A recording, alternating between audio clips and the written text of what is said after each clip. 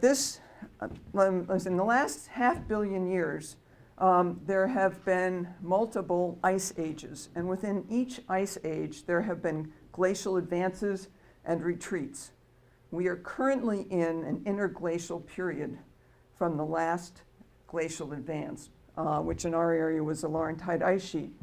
The glacier came down. You can see that this area in the northeast, it came down as far as Long Island. In fact, the island itself is a product of the glacier. It's as far as it went, and it's a glacial moraine. In fact, all the stuff that the glacier pull along with it, when it's advancing, it drops where it stops.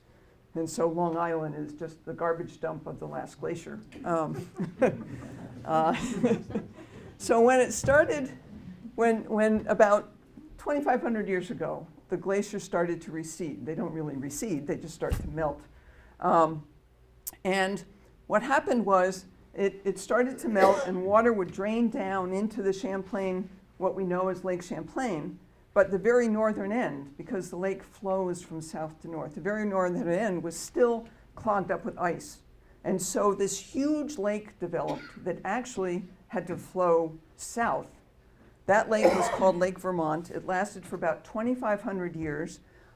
It was about 900 feet deep. And Burlington and Plattsburgh, if they had existed, would have been 500 feet underwater.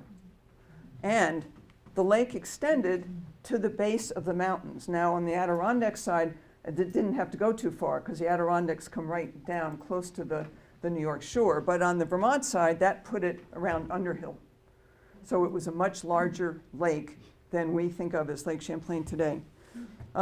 Eventually, that big ice jam up at the top melted. And when that happened, Lake Vermont lasted for about 2,500 years. When that ice jam melted, all of a sudden, all that water rushed out. Within a matter of days and weeks, the water level dropped 300 feet. It's a good thing we weren't there, huh?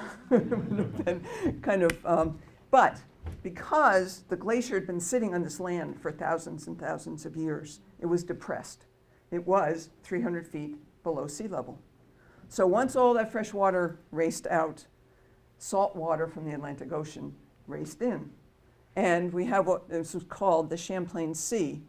The Champlain Sea was, its footprint in Vermont was a lot smaller than Lake Vermont, but it actually was a much larger body of water because it connected to the Great Lakes, St. Lawrence River, and that entire area is just one huge estuary of the Atlantic Ocean. And that's why there are whales' tails on our interstate, celebrating the fact that there were once whales in the Champlain Sea.